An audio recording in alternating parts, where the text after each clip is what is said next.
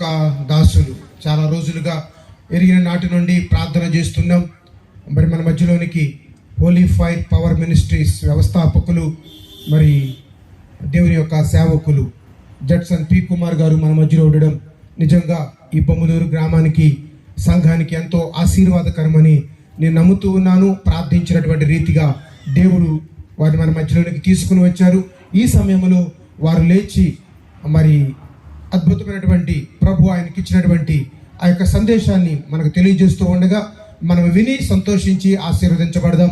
ఈ సమయంలో వారు మన మధ్యలోనికి వస్తూ ఉండగా చప్పట్లు కొట్టి దేవుని నామాన్ని మేము పరుద్దాం. అయ్యగారిని ప్రేమపూర్వకంగా ఆహ్వానిస్తూ ఉన్నాం. ప్రభు వారి యొక్క మనసులో ఉంచినటువంటి భారాన్ని వారు మనతో పంచుకుంటూ ఉంటారు.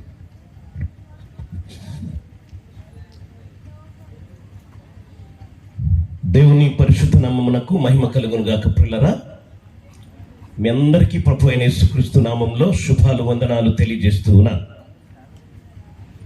నన్ను ప్రేమించి పిలిచినటువంటి దైవ సేవకులు మరి పాస్టయ్య గారికి, పాస్టమ్మ గారికి నా హృదయపూర్వక వందనాలు తెలియజేస్తూ ఉన్నాను. అదేవిధంగా వేదిక మీద మరి ఆశీనులైనటువంటి మరి దైవ సేవకులకు నా హృదయపూర్వక వందనాలు తెలియజేస్తూ ఉన్నాను. ఒక్కసారి లేచి నిలబడదామా?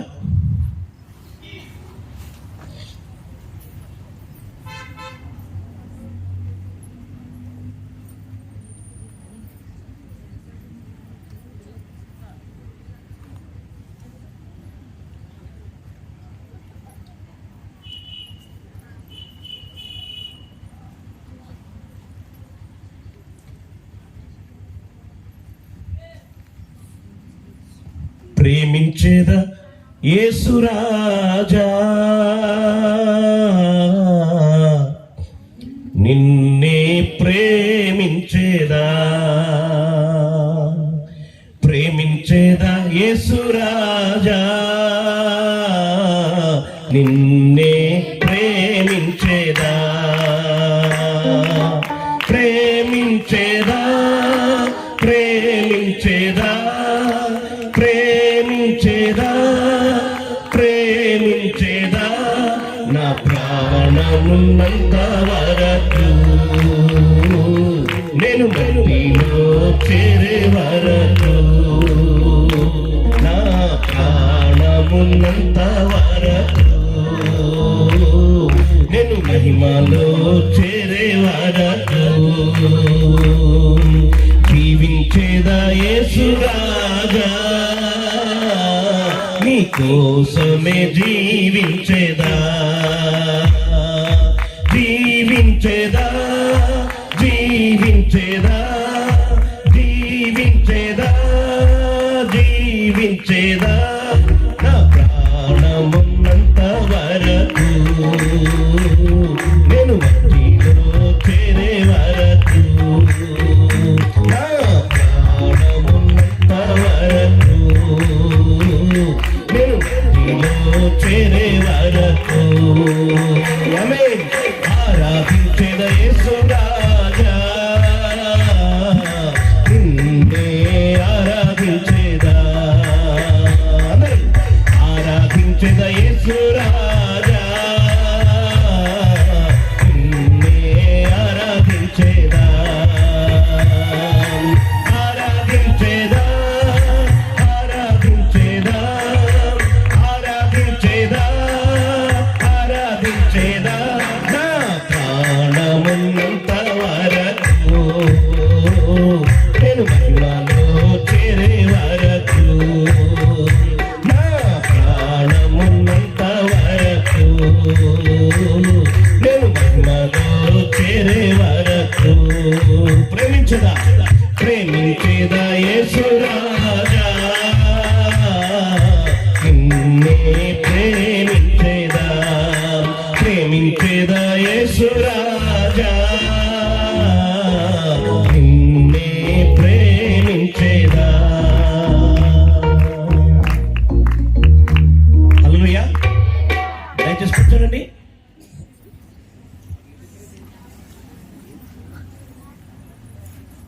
ఈ పాట ఎంతమంది విన్నారు, ఎంతమందికి వచ్చు? చేతులెత్తారా? వెరీ గుడ్, దేవునికి స్తోత్రం. చాలా మందికి వచ్చు, చాలా మంది పాడారు కలిసి. మేము అండమాన్ నికోబార్ దీవుల్లో దేవుని యొక్క సేవ జరిగిస్తున్నటువంటి సమయంలో మరి నా భార్యకు కలిగినటువంటి శ్రమలలో దేవుని సన్నిధిలో తీర్మానం చేసుకున్నటువంటి తీర్మానమును పాటగా రాసుకున్నది, ప్రేమించేదే యేసురాజా నిన్నే ప్రేమిస్తా ప్రభు, నువ్వు నన్ను బ్రతికిస్తే నా ప్రాణం ఉన్నంత వరకు నేను మట్టిలో చేరే వరకు నిన్నే ప్రేమిస్తాను అని తీర్మానం చేసుకుంది. ఆ తీర్మానమే ఈ పాట. 2001వ సంవత్సరంలో మేము సీడీ తయారు చేసినాం. దాంట్లో జీవించేదే యేసురాజా నీ కోసమే జీవిస్తానని నేను ఆ పదాలు రాయడానికి దేవుడు నాకు సహాయం చేశాడు. హల్లెలూయా. ఈ దినమున ఈ పాట మన ప్రపంచ దేశంలో ఉన్నటువంటి తెలుగు సంఘాల్లో అనేక మంది పాట పాడుతున్నారు అనే విషయాన్ని తెలియజేయడానికి నేను సంతోషపడతా ఉన్నాను. నేను చాలా దేశాలకు వెళ్ళాను. నేను వెళ్ళిన ప్రతి చోట కూడా పిల్లరా మరి తెలుగు సంఘాలలో ఈ పాట పాడుతా ఉన్నా. నాకు తెలియకుండానే నేను స్పీకర్గా వెళ్ళి అక్కడ కూర్చునేసరికి ఈ పాట పాడేసరికి నా హృదయం నిండా సంతోషం నిండిపోయేది. దాన్ని బట్టి ప్రభుకు నిండు మనసుతో నేను కృతజ్ఞత స్తుతులు చెల్లించేవాడిని. దేవునికి స్తోత్రం కలుగును గాక. హల్లెలూయా. నా పేరు జడ్సన్ కుమార్ అండి. మాది విశాఖపట్నము. నేను గత 27 సంవత్సరాలుగా దేవుని యొక్క పనిలో నేను ముందు కొనసాగడానికి దేవుడు నాకు ఇస్తున్నటువంటి కృప కొరకు నేను దేవునికి మహిమ చెల్లిస్తున్నాను. మాది విశాఖపట్నం అండి. మరి నేను యూనివర్సిటీలో చదువుకున్న దినాల్లో నా ఇష్టాన్ని నేను చేసి నేను బాగా చెడిపోయినా. సుమారుగా 10th క్లాస్ వరకు తల్లిదండ్రుల యొక్క క్రమశిక్షణలో మంచిగానే నేను చదువుకుంటూ వచ్చిన. 10th దాటేసిన తర్వాత తల్లిదండ్రుల యొక్క సంరక్షణకు దాటిన తర్వాత పిల్లరా ఇక స్నేహితులతో కలిసి నా ఇష్టాన్ని నేను జరిగించడానికి నేను ముందుకు నేను సాగిపోతూ పిల్లరా నేను ఎంతవరకు వచ్చానంటే పోలీసుల చేత పట్టబడి కోర్టుకి తీసుకువెళ్ళబడి కోర్టులో నాన్ బెయిలబుల్ వారెంట్ ఇచ్చినప్పుడు 2 చేతులకి బేడీ లేపించుకొని విశాఖపట్నం సెంట్రల్ జైలుకి పెట్టబడి ఆ సెంట్రల్ జైలు లోపల వేదన పడుతూ కృంగుతున్నటువంటి సమయంలో నేను దేవుని నమ్మలేదు, కానీ దేవుడు నన్ను జ్ఞాపకం చేసుకున్నాడు. దేవునికి స్తోత్రం. ఆ స్థితి నుండి దేవుడు నన్ను బయటికి తీసుకొచ్చాడు. తదనంతరం కొంతకాలం తర్వాత నేను ప్రభువుని యేసుక్రీస్తుని నమ్ముకున్నాను. ఎంతవరకు నేను నమ్ముకున్నానంటే ప్రభుని నమ్ముకున్న తర్వాత పిల్లరా చెన్నైలో నేను బైబిల్ కాలేజ్ చదువుతున్న దినాల్లో కూడా బైబిల్ కాలేజ్ నుండి నేను కోర్టుకి వాయిదాకు వెళ్తా ఉండేవాడిని. దేవుని యొక్క కృపను బట్టి నా కోర్టు కేసు కొట్టేశారు. నేను స్వతంత్రుడైపోయినాను. దేవునికి నేను మహిమ చెల్లిస్తూ పిల్లరా దేవుని యొక్క పనిలో ముందు కొనసాగిపోవడానికి దేవుడు నాకు కృపనిచ్చినాడు. దేవునికి స్తోత్రం కలుగును గాక. హల్లెలూయా. నేను రాడికల్స్తో తిరిగి రకరకాలైన పరిస్థితుల్లో నేను తిరిగి నేను ఉండేటప్పుడు పిల్లరా మా ఇంట్లో నన్ను చేర్చుకునేవారు. కానీ ఎప్పుడైతే ప్రభు అయిన యేసుక్రీస్తుని నా సొంత రక్షకునిగా అంగీకరించానో మా అమ్మనది నా కొడుకు గెట్ అవుట్ అన్నది. మా అమ్మ బైబిల్ పట్టి బతికేద్దాం అనుకుంటున్నావా అన్నది. అమ్మా ఈ బైబిలే నన్ను బతికించింది. ఇదొక్కటంటే చాలు, ప్రపంచమంతా తిరిగి నా దేవుని యొక్క మహిమను చాటుకుంటూ వస్తా. ఎప్పుడైనా నీ ఇంటికి వచ్చి నీ ఆస్తిలో ₹1 అడిగితే నీ చెప్పు తీసుకొట్టమని బయటకు వచ్చిన. దేవునికి స్తోత్రం కలుగును గాక. 27వ సంవత్సరము దేవుని యొక్క పనిలో నేను ముందు కొనసాగిపోవటానికి దేవుని దగ్గర ఒక తీర్మానం చేసుకున్నా. ప్రభువా ఎక్కడ కూడా దేహి అనకూడదు, ఎక్కడ కూడా దేహి నేను అనకూడదు. ప్రభువా నీ యొక్క మహిమ చాటుకుంటూ నేను వెళ్తా ఉంటే నన్ను పోషించడానికి, నన్ను ఆదరించడానికి, నన్ను బలపరచడానికి నువ్వు సమర్థుడు ప్రభు అని చెప్పి దేవుని దగ్గర నేను తీర్మానం చేసుకున్నాను. అదే తీర్మానంతో నేను ముందు కొనసాగిపోతా ఉన్నాను. నా భార్య యొక్క సాక్ష్యం మీరు ఉంటారు. నిషా జడ్సన్ తన సాక్ష్యం యూట్యూబ్లో కూడా ఉంటుంది. నిషా జడ్సన్ తమిళ బ్రాహ్మణ కుటుంబం నుండి ముస్లింగా మారి ప్రభు దగ్గరకు వచ్చింది. నాకు 2 కుమార్తెలు. యూట్యూబ్లో నా పెద్ద కుమార్తె చాలా ఫేమస్. ఆమె మెర్సీ ఏంజల్ అని కొడితే ఆ పాటలను లైన్గా వచ్చేసింది. ఎందుకు ఈ మాటలను చెబుతున్నానంటే నేనును నా కుటుంబమును యెహోవాను మాత్రమే అనగా యేసుక్రీస్తు యొక్క సేవ తప్ప ఇంక ఏ పని మేము చేయలేము. మేము బాగా చదువుకున్నాం, యూనివర్సిటీలో చదువుకున్నాం. కష్టాలు, బాధలు, ఇరుకులు, ఇబ్బందులు వచ్చినప్పుడు అండమాన్ దీవుల్లో కూడా ఒక పాస్టర్ గారు అన్నారు, అయ్యగారు ఎందుకండి మీరు ట్యూషన్ చెప్పుకొని సేవ చేసుకోవచ్చండి, ఈ కష్టాలు అనేవాడు. నేను నన్ను పిలిచినవాడు నమ్మదగినవాడు అండి. ఒక పూటకి తిండి లేకపోతే రెండో పూటకి బిర్యానీ అయినా పెట్టగలడు అని. మన పాస్టర్ గారు ఇక్కడ కూర్చోడు, సహోదరుడు, తన అండమాన్ నికోబార్ దీవుల్లో కొంతకాలం ఉండొచ్చున్నారు. ఏ సంఘానికైతే తను అటెండ్ అయ్యేవారో ఆ సంఘంలో రత్నం గారు అని ఒక పాస్టర్ గారు ఉండేవారు. ఆయనది నెల్లూరు మన్నా చర్చిలో. ఆ పాస్టర్ గారు అన్నారు, సార్ మాది ఫలానా ఐలాండ్లో మాది ఒక ప్రేయర్ చర్చ్ ఉన్నది సార్, అది కొత్తగా స్టార్ట్ చేసినాం, మీరు అక్కడ చేస్తారా, మీకు కొంత సహాయం చేస్తాము అనేవారు. కారణం ఏంటంటే మా బాధను, మా కష్టాలను తట్టుకోలేక. మా నాన్న బిజినెస్ మ్యాన్. మా నాన్న మేము బట్టలు నేసేవాళ్ళం. బట్టల నేత. మా అన్నదమ్ములు అందరూ ఎంప్లాయీస్. మా ఇంట్లో 5 అన్నదమ్ములు, మేము ఒక అక్క, అందరూ ఎంప్లాయీసే. నేను ఒక్కడిని మాత్రము నేను హిందీ పండిట్గా జాబ్ చేస్తూ రిజైన్ చేసి దేవుని సేవకు వచ్చాను. నేను ఈ నేపథ్యంలో పిల్లరా మంచి వస్త్రాలు వేసుకొని కాలేజీలో, యూనివర్సిటీలో చదువుకున్నటువంటి నేను సేవకు వచ్చిన తర్వాత, అండమాన్ దీవులు వెళ్ళిన తర్వాత ఎవరి దగ్గర దేహి అనకూడదని దేవుని మీద ఆధారపడి సేవ చేయడానికి నేను తీర్మానం చేసుకున్నప్పుడు చాలా కష్టాలు ఎదురైనాయి. కానీ కొంతమంది పాస్టర్లు నా బాధ చూడలేక నన్ను ప్రేమించి మా అండర్లో పనిచేయి, అక్కడ నీకు కొంత శాలరీ ఇస్తాము, అది ఇది అనేవారు. నేను దేవుని దగ్గర ఒక తీర్మానం చేసుకుని సేవకు వచ్చా. ప్రభువా, విశ్వాసమునకు కర్తయ్యు దానిని కొనసాగించువాడైనా నీ వైపు చూస్తూ నేను పరిచర్య చేస్తాను, కానీ ఎక్కడ ఎవరి కింద నేను పనిచేయను, నీ కిందే నేను పనిచేస్తాను ప్రభు అని. ఎందుకంటే కొన్ని ఇంటర్నేషనల్ ఆర్గనైజేషన్లో పనిచేసిన వాళ్ళు ఏంటంటే కోఆర్డినేటర్స్ని పంపిస్తూ ఉంటారు. ఫీల్డ్లో మేము ఎంతో తిప్పలు పడుతూ ఉంటాం. కొండలు గుట్టలు తిరిగి సైకిల్ వేసుకొని తిరిగి మేము సేవ చేస్తూ ఉంటే ఈ కోఆర్డినేటర్ని కొంచెం మంచిగా చూస్తే వీళ్ళు very good, he is doing wonderful ministry అంటారు. ఒకవేళ కనుక ఆయనకి ట్రీట్మెంట్ మంది బాగాలేకపోతే ఆయన వచ్చి కంప్లైంట్ ఇచ్చేవాడు. ఆఫీస్లో వీళ్ళు వచ్చి మమ్మల్ని తిట్టేవారు. నేను కొంచెం రాడికల్ బ్యాక్గ్రౌండ్ ఉండే, కొంచెం స్పీడ్ క్యాండిడేట్ నేను. ఆ సార్లు అంటే పెద్ద పెద్ద సార్లు ఏమొచ్చి నన్ను పిలిచి వాళ్ళ టేబుల్ మీద కూర్చొని చేతులు కట్టుకొని నేను నిలబడితే నన్ను అనేవారు, ఏవయ్యా నువ్వు అట్టంట ఇట్టంట కదా అని వారు తిరుగుతూ ఉంటే నేను అనేవాడిని. కోపం వచ్చి, సార్ పైన ఫ్యాన్ తిరుగుతూ ఉంటుంది, చైర్ కింద కూర్చోడానికి ఉంటుంది ఏండి, మీరు మాట్లాడితే ఎట్ట కుదురుతుంది సార్, మీరు వచ్చి నాతో 1 వీక్ ఆదిలాబాద్ ప్రాంతంలో, కొండ ప్రాంతంలో, గోండ్స్ మధ్య పరిచర్య, ఆ ఏరియాలో నాతో పాటు మీరు ఉండండి. మన బాధ ఏంటో మీకు అర్థమవుతుంది. ఇటువంటి మాటలు నేను చెప్పినప్పుడు ఈయన చాలా హెడ్ స్ట్రాంగ్, ఈయన సేవకు పనికిరాడు అని చెప్పి నన్ను ఎలగొడుతూ వచ్చారు. 3 సంవత్సరాల నుండి ఎలగొట్టబడ్డాను ప్రియులరా. అందుకే దేవుని దగ్గర ఒక తీర్మానం చేసుకున్నాను, పరిపూర్ణంగా ప్రభువా నీ మీద ఆధారపడి నేను సేవ చేస్తానని. 27 సంవత్సరాలుగా దేవుని మీద ఆధారపడి సేవ చేయడానికి దేవుడు కృపనిస్తున్నాడు. దేవుడు దేశ విదేశాల్లో అనేక ప్రాంతంలో ఆయన నన్ను బలపరుస్తూ ఆయన వాడుకుంటున్నాడు. దాన్ని బట్టి దేవునికి నేను మహిమ చెల్లిస్తున్నాను. 3 సంవత్సరాలు హోలీ ఫైర్ అనేటటువంటి టెలివిజన్ ప్రోగ్రామ్, శుభవార్త ఆరాధన కలవరి ఛానల్స్లో 3 ఛానల్స్లో నేను మరి దేవునికి వాక్యం ప్రకటించడానికి దేవుడు నాకు కృపనిచ్చాడు. గత కాలంలో సునామీ తర్వాత అంత స్టాప్ అయిపోయింది. నా 2 కుమార్తెలు, ఒక పాప ఏమొచ్చి ఇప్పుడు ప్రస్తుతానికైతే కిమ్స్ హాస్పిటల్ హైదరాబాద్లో డాక్టర్గా చేస్తోంది. ఇంకొక పాప మొన్ననే తను ఇంగ్లీష్లో MA తను ముగించింది. 2 సేవ కొరకు మేము సమర్పించుంటున్నాం. అయితే ఏ రోజు దేవుడు వారిని నెట్టుకొని బయటికి తీసుకొస్తే ఆ రోజు వాళ్ళు పరిపూర్ణంగా సేవకు రావాలని కోరుకుంటున్నాం. కాబట్టి వారి గురించి, నా గురించి, నా కుటుంబం గురించి, నా పరిచర్య గురించి ప్రార్థన చేయమని నేను మనవి చేస్తున్నాను. కొద్ది మాటలు దేవుని యొక్క వాక్యం నుండి నేను చెప్తాను. జనరల్గా నేను చెప్తాను, మీకు అర్థమయ్యే రీతిలో చెప్తాను. చిన్న ప్రార్థన చేసుకుందాం. చిన్న ప్రార్థన. ప్రభు నాతో మాట్లాడు, నువ్వు హెచ్చరిస్తే నా జీవితాన్ని సరి చేసుకుంటాను, నువ్వు వాగ్దానం ఇస్తే కృతజ్ఞత స్తుతులు చెల్లిస్తాను. నాతోనే మాట్లాడు ప్రభు అని దేవుని సన్నిధిలో దీనంగా మనం అడుగుతాం. ప్రేమ కలిగిన దేవుడు, మహోన్నతుడైన తండ్రి, జీవం కలిగిన మా దేవానికి స్తుతి చెల్లిస్తున్నాను.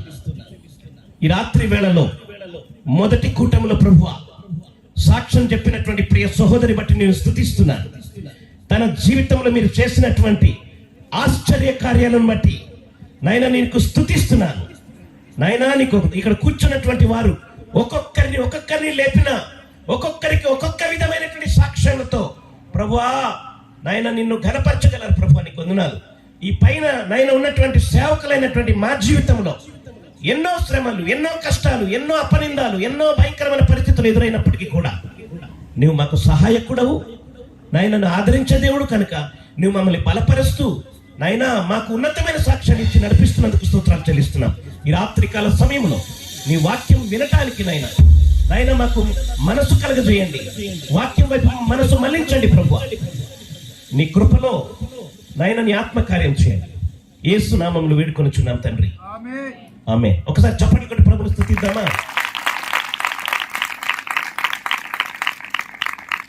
దేవునికి స్తోత్రం కలుగును గాక. అందరికి తెలిసిన సండే స్కూల్ నుండి చెప్పబడినటువంటి వాక్యమే ఒక్క మాట చెప్తాను, జనరల్గా కొన్ని మాటలు చెప్పేస్తాను, సరేనా? Very good. దేవునికి స్తోత్రం. యోహాను సువార్త 3:16 వచనాన్ని ఒకసారి చదువుకుందాం.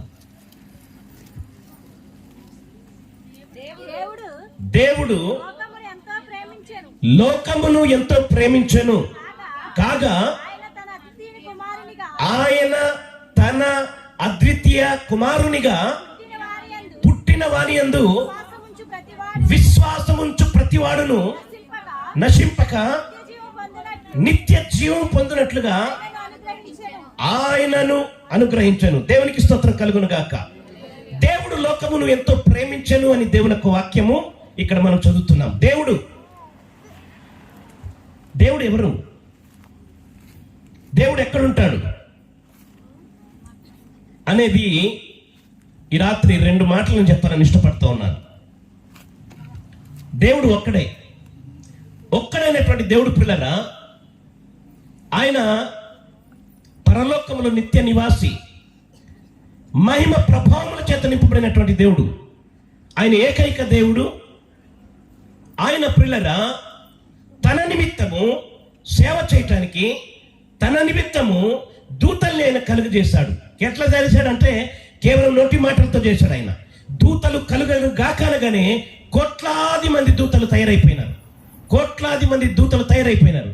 వాటిలో పిల్లరా వర్గాలుగా విభజించి, ఇప్పుడు గవర్నమెంట్ గెలిచింది అనుకోండి, ప్రధానమంత్రి, ఆ మంత్రి, ఈ మంత్రి, ఈ మంత్రి, ఆ మంత్రి అని ఎట్లయితే డివైడ్ చేస్తారో పిల్లరా, ఈ దూతల్లో కూడా పిల్లరా ప్రధాన దూత, తర్వాత ఏమొచ్చి హోమ్ మినిస్టర్, ఏమండి ఈ సైనిక ఎంత కంట్రోల్ చేయడం, యుద్ధం చేయడానికి, రకరకాల వార్త చెప్పడానికి కొంతమంది దూతల్ని దేవుడు కూడా డివైడ్ చేశాడు.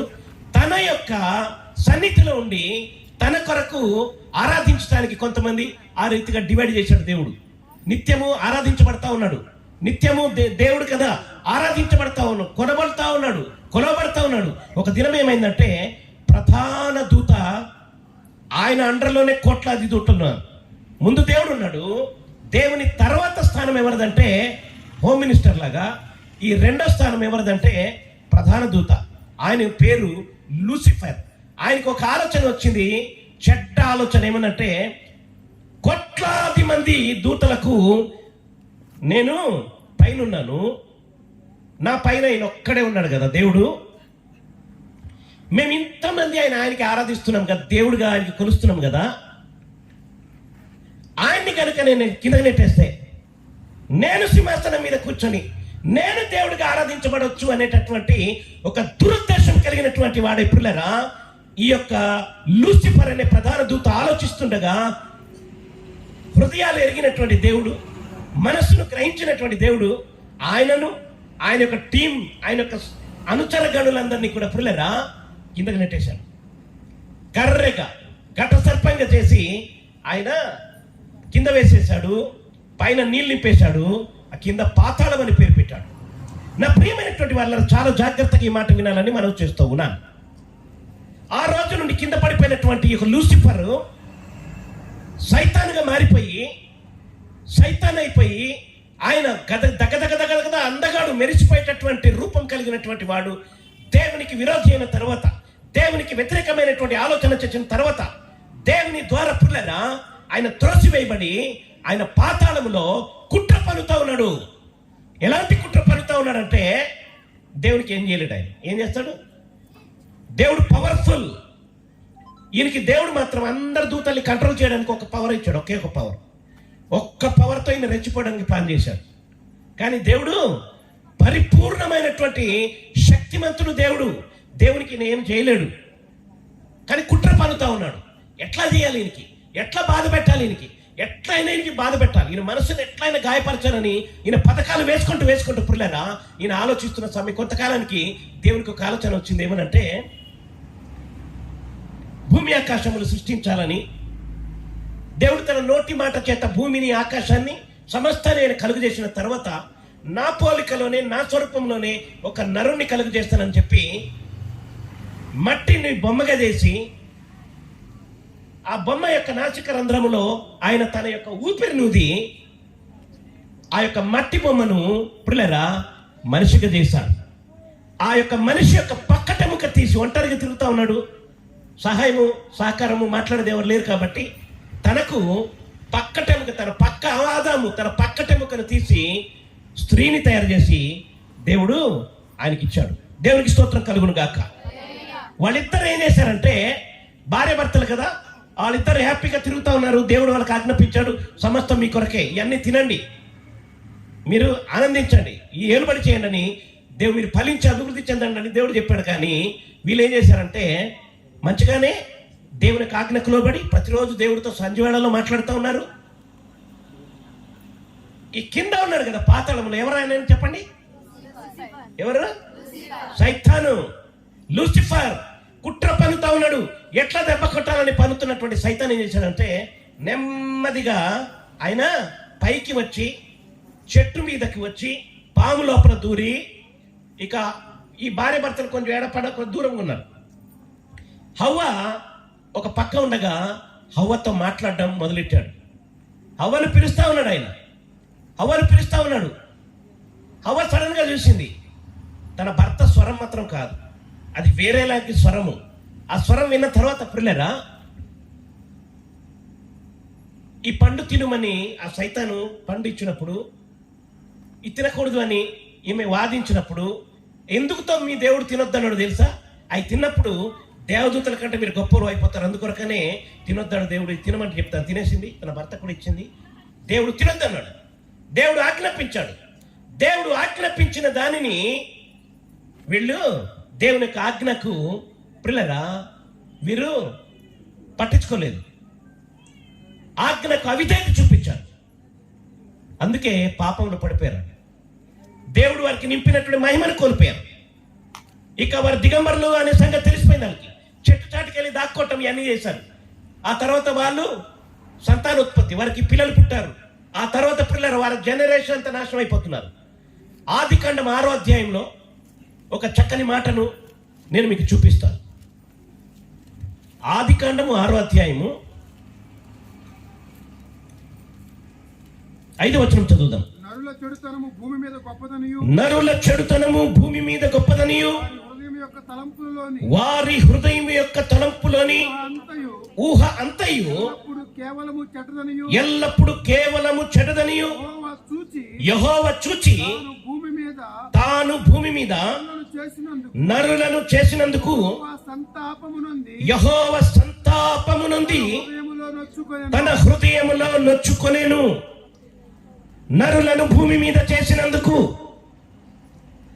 దేవుడు హృదయములో నొచ్చుకున్నాడు అని దేవునికి వాక్యం రాయబడింది. అయ్యో, నా చేతులతో నరుణ్ణి నేను కలుగు చేశాను కదా, నా ఊపిరి తన నరుల్లో నేను పెట్టాను కదా, నా మహిమ కొరకు నా మాట విని తను బాగుపడాలి, నాతోనే ఉండాలని కోరుకున్నాను కదా,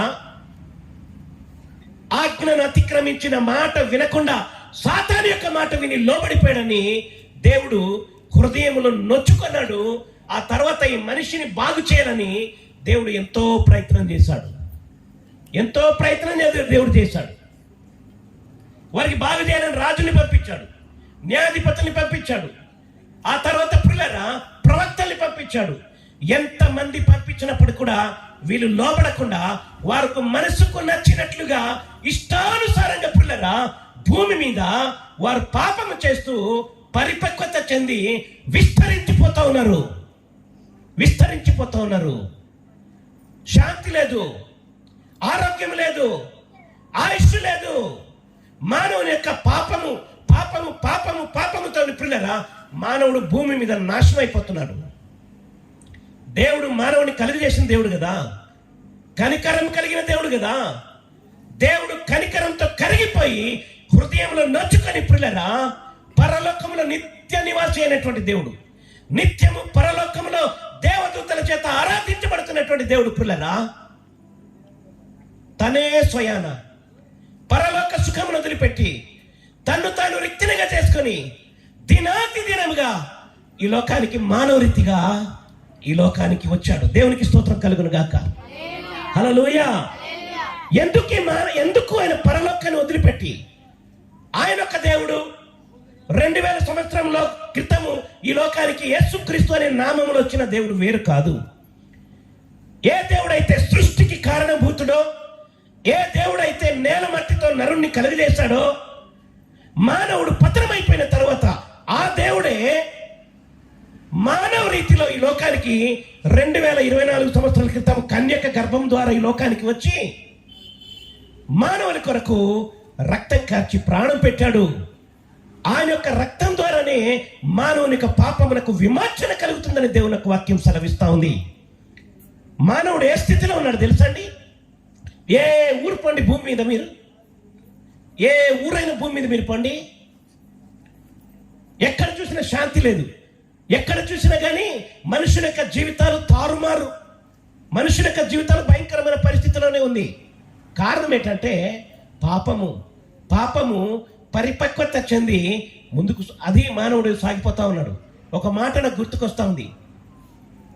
యాకోబు పత్రిక 1వ అధ్యాయము 14వ వచనం చదివితే దేవుని యొక్క వాక్యం సెలవిస్తా ఉంది. భూమి మీద ఉన్న ప్రతి వాడును తన స్వకీయమైన దురాశ చేత ఈడబడి మరులు కొల్పబడిన వాడై శోధించబడును. ఎవరంట శోధించబడతాడు? ప్రతివాడు తన స్వకీయమైన దురాశ చేత, హృదయంలో తనకు కలిగేటటువంటి దురాశ చేత లాగబడతా ఉన్నాడు, ఈడబడతా ఉన్నాడు, మరలు కల్పబడతా ఉన్నాడు, శోధించబడుతున్నాడు. దాని కింద చదువమ్మా. ఏ దురాశ అయితే తను కలిగి ఉన్నాడో ఆ దురాశ గర్భం ధరించి పాపము కనగా పాపము పరిపక్వమై మరణమును కనును. దురాశ ప్రియులరా గర్భం ధరుస్తుందంట. చూడండి, ఎవరైనా కానీ కంటితో ముందు చూస్తారు, హృదయంలో ఆశిస్తారు, ఆ తర్వాత పొందుకోవడానికి ట్రై చేస్తారు. పాపమైనా అంతే, ఏ వస్తువు అయినా అంతే, ఎవరి చీర అయినా చూస్తే అంతే కదండి, ఏదైనా అంతే, ముందు చూస్తాడు. బైబిల్ గ్రంథంలో రాయబడింది పిల్లరా, అబ్రాహాముతో వెంట వచ్చినటువంటి లోతు కూడా, అబ్రాహాము పశువుల కాపర్లకి, లోతు పశువుల కాపర్లకి ఇద్దరి మధ్య గొడవ వస్తుందని అబ్రాహాం అంటాడు, ఒరే నాయనా, మన పశువుల కాపర్లకి గొడవ అవుతుంది కదా, మనం ఇద్దరు విడిపోదాము, నువ్వు తూర్పుకి వెళ్ళు, నేను పడమరకు వెళ్తాను, నువ్వు ఉత్తరానికి వెళ్ళి దక్షిణకి వెళ్తాను, ఎటు నువ్వు కోరుకుంటే నువ్వు అటు వెళ్ళంటే ఆయన అలాగా కళ్ళు తేరి చూశాడు. యోర్దాను ప్రాంతము తనకు నచ్చింది. ఈ ప్రాంతం అయితే మా బాబాయ్ కంటే నేను బాగా డెవలప్ అయిపోవచ్చు అనుకున్నాడు. ఆ ప్రాంతానికి వెళ్ళి గుడారం వేసుకొని ఆ ప్రాంతంలో నివాసం ఉన్నాడు. పచ్చని ప్రాంతము, అది యెహోవా తోట వలె అని కంటికి కనబడిందంట. కానీ పచ్చని పైరు కింద విషసర్పం ఉందని ఆయనకి తెలీదు. ఆయన తీరా సొదొమ వెళ్ళిపోయాడు, కాపురం ఉండి సొదొమ అమ్మాయిని పెళ్లి చేసుకొని. పిల్లరా, ఎంత భయంకరమైన దుస్థితిని ఎదుర్కొన్నాడో మనం అందరికీ కూడా తెలుసు. కాబట్టి నా ప్రియమైనటువంటి దేవుని పిల్లలారా, చాలా జాగ్రత్త సుమ. దురాశ అనేది చాలా భయంకరమైనది. దురాశ గర్భం ధరించి పాపం కనగా పాపం పరిపక్వమై మరణం కంటా ఉంది. దేవుడు బాధపడతా ఉన్నాడు. ఎందుకు బాధపడుతున్నాడు అంటే, నరుని యొక్క స్థితి భూమి మీద దేవుడు చూస్తా ఉన్నాడు. నరుని యొక్క స్థితి బయటికి కనబడడానికి నమస్తే అని అంటాడు, ఆయన అటు తిరగగానే బూతులు తిడతాడు కదండి. మనిషి యొక్క మనస్తత్వము చెడిపోయింది. యథార్థత లేదు, పవిత్రత లేదు. చూపు, మాట, తలంపు, ప్రవర్తనలో మానవుడు చెడిపోయి ఉన్నాడు. మానవుడు నాశనం అయిపోతూ ఉన్నాడు.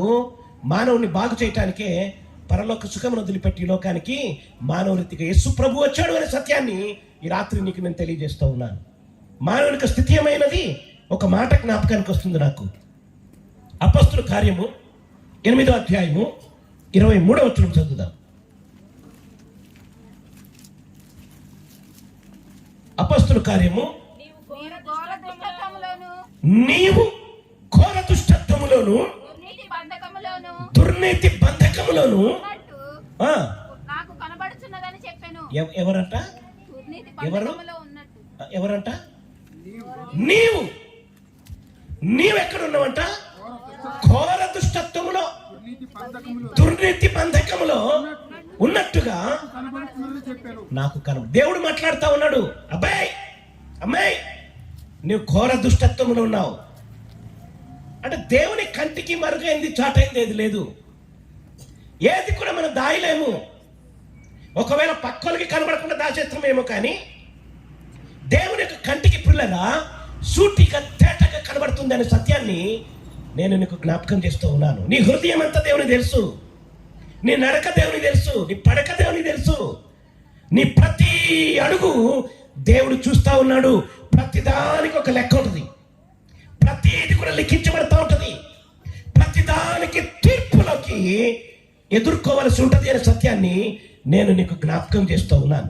ఆయన ప్రేమతో నీతో నేను మాట్లాడుతున్నప్పుడు, నీతోనే దేవుడు మాట్లాడుతున్నప్పుడు ఈ సత్యాన్ని గ్రహించి ప్రేమతో దేవుని యొక్క వాక్యాన్ని నువ్వు అంగీకరిస్తే నీకు మేలు అనే సత్యాన్ని దేవునికి చెప్పుకుని నేను నీకు మనవి చేస్తూ ఉన్నాను. చూడండి, యెషయా గ్రంథం 1వ అధ్యాయంలో 2వ వచనం చూద్దాము. యెహోవా మాట్లాడుతున్నాడు. ఎవరు మాట్లాడుతున్నారు? యెహోవా మాట్లాడుతున్నాడు. ఆకాశమా ఆలకించుము, భూమి చెవియొగ్గుము. నేను పిల్లల్ని పెంచి గొప్ప వారినిగా చేసి తిని వారు నా మీద తిరగబడి ఉన్నారు. చాలు చాలు. దేవుడు బాధపడుతున్నాడండి. భూమి మీద పుట్టిన ప్రతి మనిషి దేవుని యొక్క బిడ్డలే. నీకు తెలుసండి, దేవుని యొక్క చేతిలో నిర్మించబడిన వాడే. నీ తల్లి గర్భంలో నిన్ను కలుగజేసిన వాడు దేవుడే. దావీదు అంటున్నాడు 139వ కీర్తనలో, నీవు నన్ను కలుగజేసిన విధము నేను చూడగా నాకు భయమును ఆశ్చర్యమును కలిగేది. దేవునికి స్తోత్రం కలుగును గాక. భయము ఆశ్చర్యం కలిగిందంట దేవుడు మనిషిని రూపించేటటువంటి ఆ యొక్క విధానం చూసినప్పుడు. నాకు ఒక మంచి అలవాటు ఏంటంటే, ఆ సర్జరీలు మొత్తం చూస్తూ ఉంటాను నెట్లో. కళ్ళ ఆపరేషన్ ఎట్లయితుంది, గుండె ఆపరేషన్ ఎట్లయితుంది, స్టంట్ అంటే ఏంటి, కిడ్నీ ఎట్లా ఉండిద్ది, కిడ్నీ ఆపరేషన్ ఎట్లా చేస్తారు, బ్రెయిన్ ఆపరేషన్ ఎట్లా చేస్తారు, ఏమండి ప్రతిదీ కూడా నేను నెట్లో చూసుకొని అవగాహన పెంచుకుంటా ఉంటా. ఆ తర్వాత దేవునికి స్తుతిస్తా ఉంటా. అబ్బా, ఒక్క కళ్ళు పోతే ఏమండి అంతే సంగతులు. కళ్ళు పోతే ఎన్ని రంగురంగులు ఉన్నాయి కదా. కళ్ళు పోయిందని కూడా తెలుస్తుంది మనకు. కళ్ళు మూసుకొని చూడండి ఒకసారి.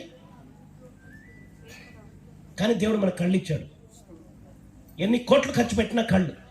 మా చర్చ్ మెంబర్కి ఒక ఆమె బాగా స్టైలిష్గా ఉంటుంది, చాలా మంచి అమ్మాయి.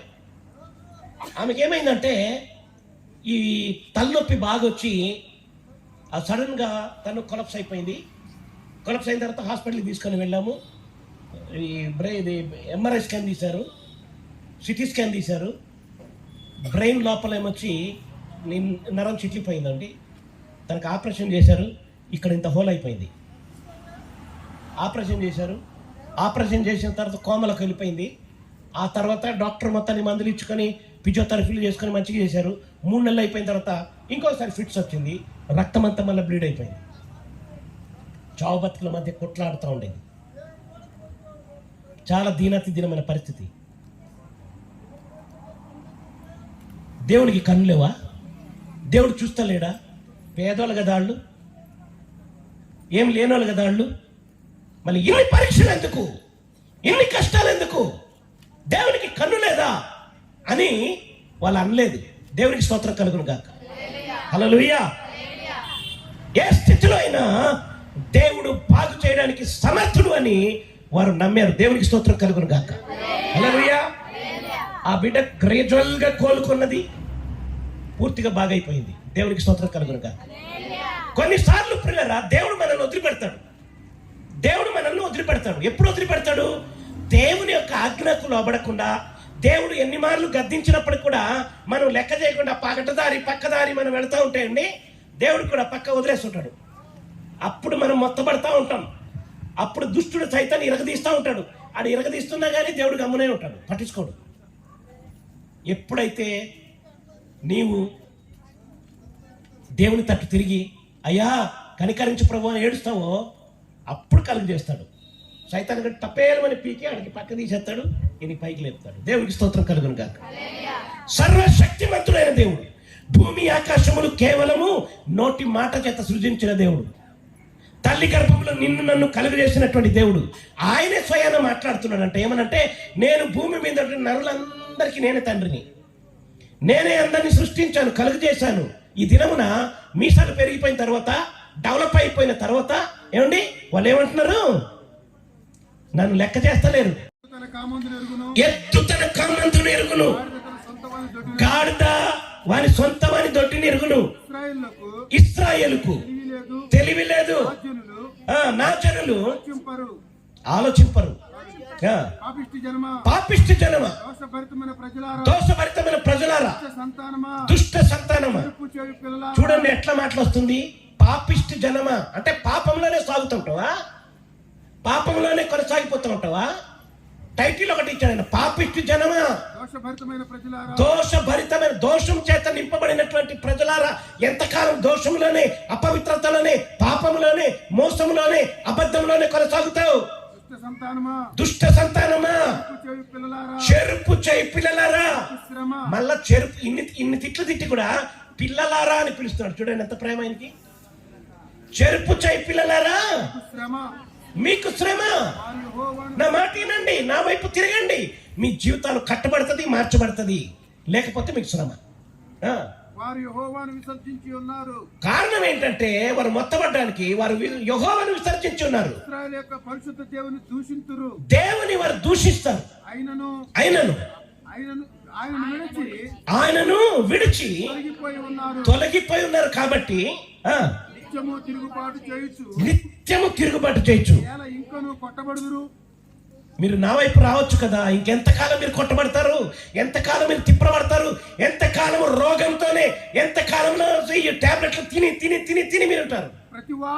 ప్రతివాడు నడినెత్తి వ్యాధి కలిగి ఉన్నాడు.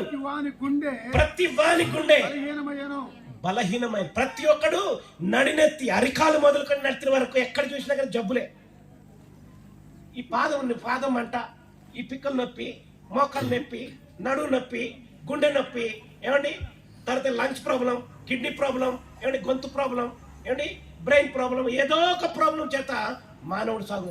ప్రతివాని గుండె బలహీనమయ్యను. అరికాలు మొదలుకొని తల వరకు స్వస్థత కొంచెమైనను లేదు, కొంచెమైన స్వస్థత లేదు, బాగవటం లేదు.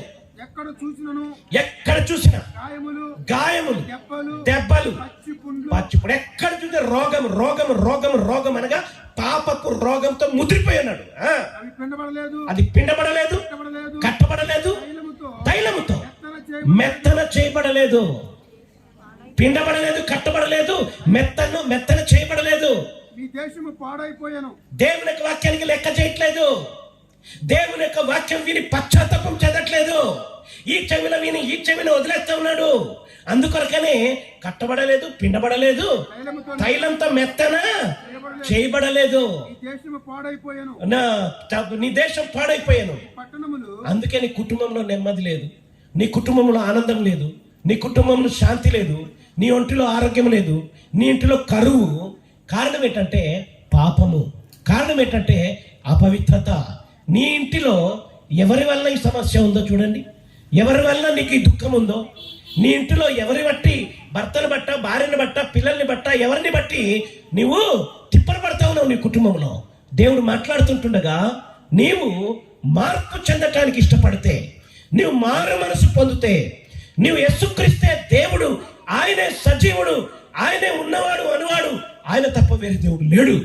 కనుక నా ప్రియమైనటువంటి వాళ్ళరా, ఆయన తట్టు నువ్వు తిరగలిగితే నీకు ఆనందము, నీకు సంతోషము, నీకు సమాధానము, నీకు రక్షణను కలుగు చేస్తానని సత్యాన్ని నేను జ్ఞాపకం చేస్తా ఉన్నాను. అందుకే ఎంత చక్కని మాట అండి, దేవుడు లోకమును ఎంతో, లోకం అంటే ఏంటండి? లోకం అంటే మనుషుల్ని దేవుడు ప్రేమించాడంటే ఎందుకు? ఎప్పుడది చెడి పడి పతన స్థితిలో ఉన్నటువంటి మనిషిని ఇంకా ఆయన ప్రేమిస్తూనే ఉన్నాడు.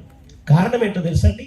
ఆయన చేతులతో కలుగు చేశాడు కాబట్టి, ఆయన చేతులతో ఆయన తయారు చేశాడు కాబట్టి, ఈ మనిషి నరకానికి వెళ్ళడం ఆయనకి ఇష్టం లేదు కాబట్టి ఆయన మరలా తన 2 చేతులు చాచి, నా కుమార్తెలారా, నా కుమారులారా, ఇప్పటికైనా ఈ మాట విని నా తట్టు మీరు తిరిగితే మీ జీవితాన్ని నేను మారుస్తాను. దేవుని వాక్యం ఎంత చక్కని మాట. దేవుడు లోకమును ఎంతో ప్రేమించాడు. లోకం అంటే ఎవరు? నేను, మీరు, మనము కదండి. లోకమును ఎంతో ప్రేమించను కాగా ఆయన తన అద్వితీయ కుమారునిగా పుట్టినవాడు ఎవరు అంటే యేసుక్రీస్తు.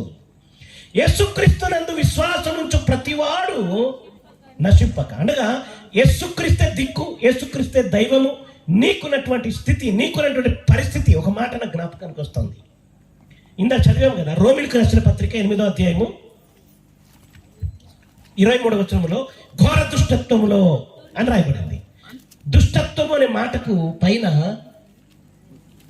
పుట్టినట్లు ఏమైనా 23 అనే ఒక పదం 23 దానిపైన పుట్టినట్లు చేదైన పైత్యము అని రాయబడుతుంది. చేదైన పైత్యము. ఈ చేదు ఏంటండి? ఈ పైత్యం ఏంటండి? కోడికి వచ్చినప్పుడు చూసారా, ఒక సట్టు తీసి పడేస్తారు లోపల నుండి, దాంట్లో చేదు కట్టు ఉంటుంది. అవన్నీ కలిపి వండేస్తే కూర పనికిరాదు. కోడికి ఒక ప్రత్యేకమైన భాగంలో చేదు కట్టు, కానీ మనిషికి ఇందా చదివినాం కదా, అరికాలు మొదలుకొని నడినెత్తి వరకు స్వస్థత కొంచెమైనా లేదు, ఆరోగ్యము లేదు, పాపము చేత నింపబడి ఉన్నాడని రాయబడింది దేవుని వాక్యం. కనుక నా ప్రియమైనటువంటి వాళ్ళరా, చంద్రమండలంకి వెళ్ళిపోయాడు మనిషి. 9 నెలలు అక్కడ 400 కిలోమీటర్ల పైన మన ఇండియాలో పుట్టినటువంటి ఒక వ్యక్తికి పుట్టినటువంటి ఒక కుమార్తె సునీత విలియమ్స్, ఇంకొక ఆయన అమెరికన్, ఆయన పేరు విల్మోర్ ఏదో. వాళ్ళిద్దరు 9 నెలలు భూమికి 400 కిలోమీటర్ల పైన వాళ్ళు అక్కడ ఉండి స్టక్ అయిపోయారు. అయ్యా, వాళ్ళు ఉండిపోయారు.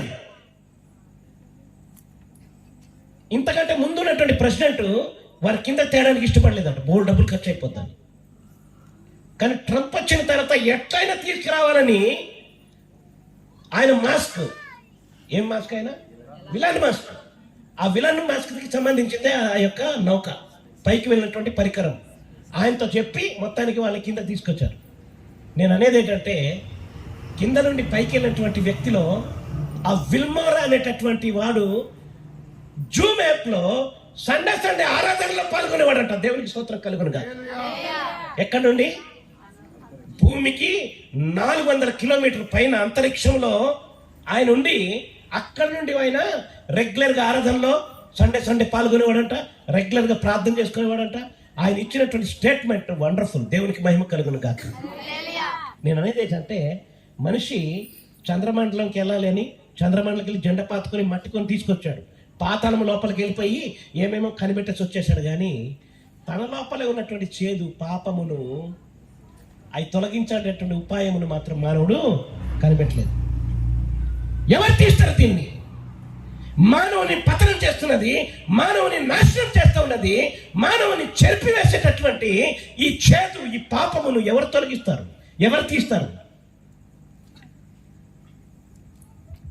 మొదటి యోహాను పత్రిక 1:7 వచనంలో ప్రభు అయిన యేసుక్రీస్తు రక్తము ప్రతి పాపము నుండి మిమ్మల్ని పవిత్రులుగా చేయను. దేవునికి స్తోత్రం కలుగును గాక. హల్లెలూయా చెప్పరా? హల్లెలూయా, హల్లెలూయా. ప్రభు అయిన యేసుక్రీస్తు రక్తమే, ఇంకా దేని రక్తము మనిషి యొక్క పాపమును తొలగించలేదు. యేసుక్రీస్తు యొక్క రక్తము, ఆయన పరిశుద్ధ యవన రక్తము మనిషి యొక్క పాపమును అది పవిత్రునిగా చేస్తోంది. మనిషికి పరలోక రాజ్యానికి వెళ్ళడానికి ఎలిజిబిలిటీని ఇస్తుంది. దేవునితో నిత్యము దేవునితో ఉండేటటువంటి కృపను ఇస్తా ఉంది. హల్లెలూయా. ఈ రాత్రికాల సమయంలో నువ్వు ఎవరైనా కావచ్చు, ఒక్కసారి నిన్ను చూసుకో. ఇంతవరకు దేవుని వాక్యం విన్నావు కదా, నేను చాలా మంచోడండి, నేను చాలా పరిశుద్ధుడండి, తెల్ల చెట్లు వేసుకున్నాను, నేను చాలా నీతివంతుడండి, నీకు నువ్వు అనుకోవద్దు. కానీ దేవుని యొక్క మాట విన్నప్పుడు నీవేంటి అనేది, దేవుడు నీ గురించి ఏం మాట్లాడుతున్నాడు అనేది నీ విని నిన్ను నువ్వు సరిచేసుకోగలిగితే నీకు మేలు. నువ్వు ఎప్పుడు చచ్చిపోతావో నీకు తెలియదు, నేను ఎప్పుడు చచ్చిపోతానో నాకు తెలియదు. మొన్న ఒక భూస్థాపన కార్యక్రమానికి ఒక వ్యక్తి వెళ్తూ మా ఇంటి దగ్గర ఉప్పల్లో ఒకరి భూస్థాపన కార్యక్రమానికి ఈయన వెళ్తున్నాడు. విజయవాడ నవత ట్రాన్స్పోర్ట్ వాళ్ళు వ్యాన్ వచ్చి పట్టుకొని కొట్టేసింది, స్పాట్లో ఆయన చనిపోయారు. ఎవరు ఊహించారు అని మరణం వస్తుంది ఆ రీతి? కానీ చనిపోయిన నిద్రలో చనిపోయేవారు ఉన్నారు, అన్నం తింట కూడా చచ్చిపోయిన వాళ్ళు ఉన్నారు, ట్రైన్లో వెళ్తే చచ్చిపోయేవారు ఉన్నారు. రకరకాలైనటువంటి ప్రాణం అనేది ఎప్పుడు పోతుందో తెలియదు. నీ గొంతులు ఊపిరి ఉన్నటువంటి సమయంలోనే దేవుని తట్టును తిరగలిగితే నీకు మేలు. ఒకవేళ తరుణము రాకపోవచ్చు, మళ్ళీ తరుణం నీకు ఇంకొక సమయం నీకు రాకపోవచ్చేమో.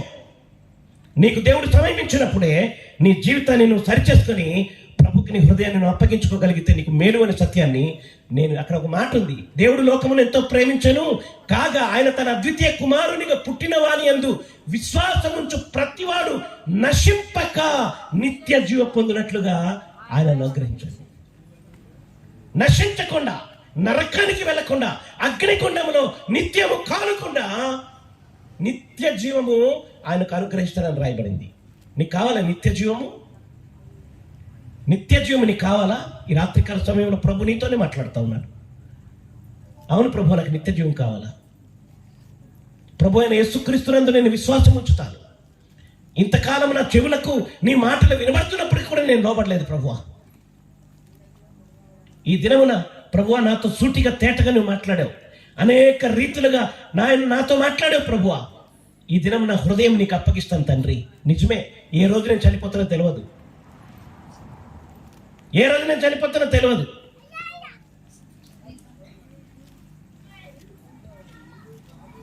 బంగారు ఊయలలో ఊగిన నీవు భుజములపై నిన్ను మోయక తప్పదురా, పట్టు పరుపు పైన పొర్లిన నీవు మట్టి పరుపు పైన పొర్లక తప్పదురా. ఏ క్షణమో తెలియదు, నీ జీవితాంతము ఏ క్షణమనికి తెలియదు, ఏ క్షణమనికి తెలియదు. నువ్వు ఏ స్థితిలో బతకొచ్చేమో.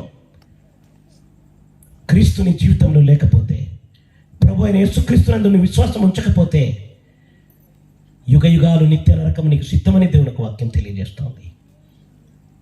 కనుక నిత్య జీవం నీ కొరకు సిద్ధపరచబడి ఉంది. నీకు నిత్య జీవం కావాలో వద్దో, దేవుని కృప నీ ముందు ఉంది. కృపను నువ్వు పక్కకు నెట్టేసి వెళ్ళిపోతావో, లేక నిత్య జీవం వైపు నువ్వు తిరిగి వస్తావో నీ ఇష్టం. అది తల వంచి ప్రార్థన చేసుకుందాం. ఒక్కసారి నిన్ను నువ్వు పరీక్షించుకో. ఈ రాత్రికాల సమయంలో దేవుడు అనేక రీతిలుగా నీతో మాట్లాడాడు. నీ హృదయాన్ని ఒక్కసారి, నువ్వు ఏ స్థితిలో ఉన్నావు, ఏ పరిస్థితిలో ఉన్నావు, రక్షించబడ్డావా, మారు మనసు పొందావా, నీ పాపం క్షమించబడిందా? ఎన్నిసార్లు దేవుడు మాట్లాడినప్పుడు కూడా లోపడకుండా ఒకవేళ నువ్వు వెళ్ళిపోతున్నావేమో. నా ప్రభు నిన్నే ప్రేమిస్తున్నాడు, నిన్నే ప్రేమిస్తున్నాడు, నీకు మరొక అవకాశాన్ని ఇస్తున్నాడు. నా ప్రియ తల్లి, నా ప్రియ సోదరి, నీ హృదయం ప్రభుకి ఇస్తావా? నీ డబ్బు, ధనము, ఆస్తి, సంపద ఆయన అడగట్లేదు, నీ హృదయం ఆయన అడుగుతున్నాడు. నీ హృదయం ఆయనకు అప్పగిస్తావా? ఆయన యందు విశ్వాసం నీ ఉంచుట చాలు, నువ్వు రక్షించబడతావు, ఆయన రాజ్యానికి వారసుడవుతావు. నువ్వు కులం మారనవసరంలా, మతం మారనవసరంలా, ఏమండి వర్ణం మారనవసరంలే. దేవుని యందు విశ్వాసం ఉంచితే నువ్వు రక్షించబడతావు. యుగ యుగాలు నిత్య నరకానికి వెళ్ళకుండా యుగ యుగాలు ఆయనతోనే ఉంటావు. దేవుడు నీతో మాట్లాడుతూ ఉన్నాడు. ప్రార్థన చేసుకుందాం.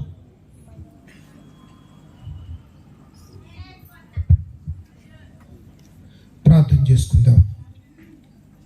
ప్రియ దేవుని సంగమా, ప్రియ గ్రామ ప్రజలారా, ప్రభు మరొకసారి మనల్ని ప్రేమించి తన వాక్కును మనకు వెల్లడిపరిచారు. వాక్యము సెలవిస్తూ ఉంది, యేసు లోకమును ఎంతో ప్రేమించారు. ప్రియ బొమ్మలూరు గ్రామ ప్రజలారా, ప్రభు మనల్ని ఎంతగానో ప్రేమిస్తూ ఉన్నారు. ప్రభు మనల్ని ఎంతగానో ఆదరించాలని, ప్రభు మనల్ని ఎంతగానో దీవించాలని ఆశపడుతూ ఉన్నారు. కానీ నీవు నేను మనము మన సొంత ఆలోచన చొప్పున, మన స్వకీయమైనటువంటి ఆలోచన చొప్పున ఏడవపడుచు, బాధపడుచు, ప్రతి ఒక్కరము శిరస్సు మొదలుకొని అరికాలు వరకు అనేకమైనటువంటి సమస్యలతో, అనేకమైనటువంటి వ్యాధి బాధలతో ఉంటూ ఉన్నాం. ఇప్పుడైనా దేవుని మాట వింటావా? ఇప్పుడైనా దేవుని వైపు తిరుగుతావా? ఆయన అంటున్నాడు, ఆకాశమా ఆలకించు, భూమి చెవియొగ్గు. నా పిల్లలని నేను ఎంతగానో ప్రేమతో పెంచి పెద్ద చేశాను, కానీ వారు నా మీద తిరగబడుతూ ఉన్నారు. నీవు దేవునికి వ్యతిరేకముగా ఉంటావా? దేవునిపైనే తిరగబడుతూ ఉంటావా? లేక దేవుని మాట విని దేవుని చిత్తానుసారముగా దేవునికి లోబడి నిత్యరాజ్యమునకు వారసుడు అవుతావా? ఒక్కసారి నిన్ను నీవే పరిశీలించుకో. ప్రార్థన చేసుకుందాం. పరిశుద్ధులను, ప్రేమ నమ్మకము కలిగిన మా యేసుక్రీస్తు ప్రభువా, నీ ఘనమైన శ్రేష్టమైన హెచ్చింపబడిన నామమును బట్టి తండ్రి మీకు ఎనలేని వందనాలు, స్తుతులు, స్తోత్రాలు చెల్లించుకొనుచున్నాం. నీ కృపలో క్రీస్తు, మీ దాసులో ప్రభువా నాయన, ఇదిగో క్రీస్తు నెహెమ్యా ప్రసాద్ గారిని మీరు జ్ఞాపకం చేసుకుని బొమ్మలూరు గ్రామమును మీరు ప్రేమించి, అయ్యా ఎంతో ప్రభు భారమైనప్పటికీ క్రీస్తు అయ్యా ఇదిగో ప్రభువా మీరు ఏర్పాటు చేస్తున్నటువంటి ఈ సభలను బట్టి మీకు వందనాలు చెల్లించుకొనుచున్నాం. మరొకసారి ప్రభువా 2025 సంవత్సరంలో కూడా మీ దాసులను ప్రభువా మీరు ప్రేరేపించి మీరు ఏర్పాటు చేసినటువంటి సభను బట్టి మీకు వందనాలు చెల్లించుకొనుచున్నాం. అయ్యా ఇదిగో ప్రభువా బహు దూరం నుంచి క్రీస్తు అయ్యా మీ యొక్క దాసులను ప్రభువా మా మధ్యలోనికి మీరు ప్రభువా అయ్యా మీరు తోడుకొని వచ్చి క్రీస్తు అయ్యా నాతోనూ మాతోనూ మీరు మాట్లాడిన విధానమును బట్టి నీకు వందనాలు చెల్లించుకొనుచున్నాం. మీరు ఎంతగానో మమ్మల్ని ప్రేమించున్నారు స్వామి. మీ ప్రేమకు మేము ప్రభువా బద్ధులమై అయ్యా ఇదిగో క్రీస్తు నిత్య నాశనమునకు మేము వారసులము కాకుండానట్లుగా నిత్య రాజ్యమునకు మేము వారసులము కాగలనట్లు అయ్యా నీ మాట విని నీ మాటకు లోబడి ప్రభువా నీ చిత్తానుసారముగా జీవించే కృపనిచ్చి నడిపించమని నీ పాద సన్నిధిలో ప్రార్థన చేస్తున్నాం. అయ్యా విత్తబడినటువంటి వాక్యము సుక్షేత్రమైనటువంటి ప్రతి ఒక్కరి హృదయాల్లో నాటబడి 30దంతులుగాను 60దంతులుగాను 100ంతులుగాను ఫలించి వాక్య ప్రకారం జీవించే కృపనిచ్చి నడిపించమని అయ్యా యొక్క మొదటి రోజు ప్రభువా ఈ మొదటి కూడికను క్రీస్తు ఆది నుంచి ఈ సమయం వరకు అయ్యా క్రమముగాను మర్యాదగాను ఘనముగాను ఆశీర్వాదకరముగాను జరిగించినందుకు నీకు వందనాలు చెల్లించుకొనుచు ఉన్నాం. అయ్యా ముందున్నటువంటి ప్రభువా సభలను కూడా మీ చేతులకు అప్పగిస్తున్నాం. ఆశీర్వాదకరముగా ఘనముగా జరిగించండి. మీ దాసులను మీరు ఎత్తిపట్టండి ప్రభువా. గ్రామమునకు చేరువచ్చిన ప్రజానికానికి కావలసిన శుభ సందేశమును మీరు వినిపించమని సమస్త మహిమ ఘనత ప్రభావములు మీరు మాత్రమే ఆరోపించుకోమని యేసు పరిశుద్ధ నామమున అడిగి వేడుకొనుచున్నాం మా పరమ తండ్రి, ఆమేన్. ఈ సమయంలో మన మధ్య ఉన్నటువంటి దేవుని యొక్క దాసులు నెహెమ్యా ప్రసాద్ గారు నిలబడి కొద్ది మాటలు చెప్పి దీవెన ఆశీర్వదిస్తారు. పిల్లలు లేచి నిలబడదాం ప్రభు సన్నిధిలో. ఇప్పటి వరకు దేవుడు మన యొక్క జీవిత గమనాల్లో